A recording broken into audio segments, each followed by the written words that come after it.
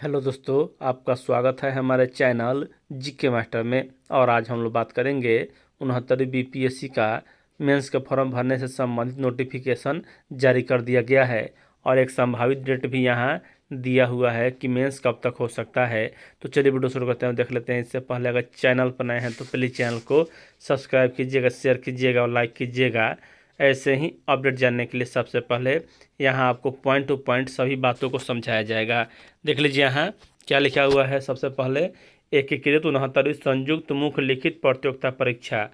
एकीकृत 69वीं संयुक्त प्रारंभिक प्रतियोगिता परीक्षा हेतु पूर्व में प्रकाशित विज्ञापन के आलोक में दिनांक 30/9/2023 को संपन्न प्रारंभिक परीक्षा में घोषित कुल सफल 5299 अभ्यर्थियों से ऑनलाइन आवेदन पत्र ऑनलाइन एप्लीकेशन आमंत्रित किए जाते हैं। ऑनलाइन आवेदन भरने हेतु ऑनलाइन आवेदन आयोग के वेबसाइट इतना पर उपलब्ध है। रिक्ति कुल रिक्तियाँ 475 है और यहाँ जो दिया हुआ है अपने योग्यता के अनुसार आपको इसमें फिल करना है आवेदन फॉर्म में।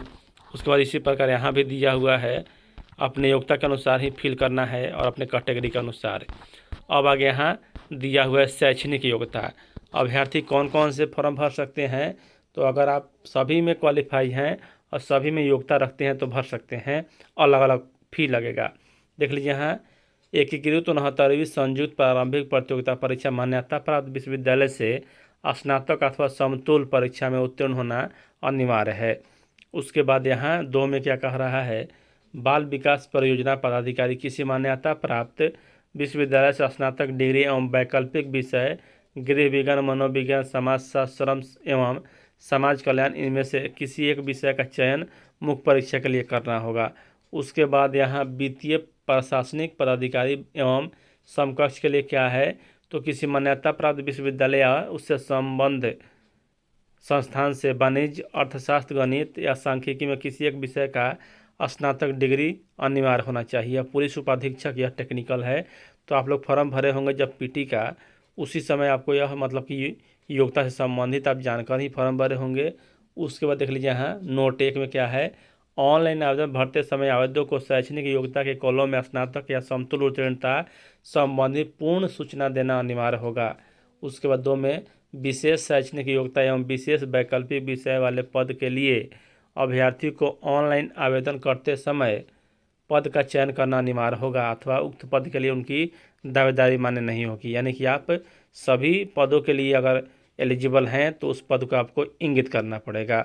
उसके बाद देख ले संरचना क्या है। यहाँ मुख्य परीक्षा के सिलेबस के बारे में बात कर ले तो मुख्य परीक्षा यहाँ आपको सबसे पहले हिंदी रहेगा 100 नंबर का, इसमें 30% मार्क्स लाना है आपको क्वालिफाई करने के लिए। और द्वितीय जो पेपर रहेगा यह समान अध्ययन का रहेगा और इसमें मतलब कि जो पहले पूछा जाता था उसी प्रकार रहेगा। और तृतीय भी समान अध्ययन का ही रहेगा। और चतुर्थ यहाँ रहेगा मतलब कि निबंध का। और उसके बाद इसमें निम्नलिखित ऐच्छिक विषय में से किसी एक विषय का चयन करना होगा जो 100 अंक का होगा और यह वस्तुनिष्ठ होगा। आप किसी भी मतलब कि अंक ले सकते हैं, इसमें कोई भी सब्जेक्ट ले सकते हैं, लेकिन इसका जो मतलब कि अंक है वह मेगा सूची में नहीं जुटेगा। मेगा सूची में सिर्फ यहाँ आपका मेंस का जो पेपर 1, पेपर 2, पेपर 3 और पेपर 4 ही जुटेगा, हिंदी को छोड़कर। उसके बाद देख लीजिए यहाँ यह पुलिस उपाधीक्षक यह सब दिया हुआ है। और टिप्पणी में क्या कहा जा रहा है कि प्रारंभिक प्रतियोगिता परीक्षा में सफल अभ्यर्थियों का मुख्य लिखित परीक्षा हेतु अलग से ऑनलाइन आवेदन पत्र भरना है, जिसमें सफल अभ्यर्थियों द्वारा निर्धारित अवधि में परीक्षा शुल्क मुख्य परीक्षा हेतु विहित प्रक्रिया में जमा करना होगा। उसके बाद एकीकृत मुख्य लिखित प्रतियोगिता परीक्षा के सभी पदों के लिए अंकित अनिवार्य विषय वही होंगे जो 69वीं संयुक्त मुख्य लिखित प्रतियोगिता परीक्षा के लिए अनिवार्य विषय हैं। उसके बाद देख लीजिए यहाँ सबसे महत्वपूर्ण कि एकीकृत मुख्य लिखित प्रतियोगिता परीक्षा के विभिन्न पदों के लिए दिए गए विकल्प के अलग होंगे, जिसमें किसी एक विषय का चयन करना अनिवार्य होगा। उसके बाद आ गया इसमें मुख्य परीक्षा में प्राप्त पात्रता के आधार पर व्यक्तिगत परीक्षण के लिए बुलाए जाने वाले उम्मीदवारों की संख्या अध्याचित पदों की 2.5 गुना होगी। कोटिवार समान कटऑफ अंक प्राप्त करने वाले उम्मीदवार का चयन व्यक्तित्व परीक्षण के लिए किया जाएगा। और इसमें क्या है, सेवा बाई पद अधिमानता यानी service by post choice. Online आवेदन में अधिमानता कोड एवं सेवा बाई पद का नाम का उल्लेख स्पष्ट रूप से करेंगे। जिस पद के लिए उम्मीदवार द्वारा अधिमानता अंकित नहीं की जाएगी, उस पद के लिए बाद में उम्मीदवार द्वारा प्रस्तुत किसी प्रकार के दावा पर विचार नहीं किया जाएगा। उसके बाद व्यक्तिगत परीक्षण क्या है, तो मुख्य परीक्षा में सफलीभूत उम्मीदवारों का व्यक्तित्व परीक्षण 120 अंकों का होगा, यानी कि इंटरव्यू 120 अंक का होगा। और उसके बाद यहाँ व्यक्तिगत परीक्षण हेतु आमंत्रित उम्मीदवारों को व्यक्तिगत परीक्षा में भाग लेना होगा। और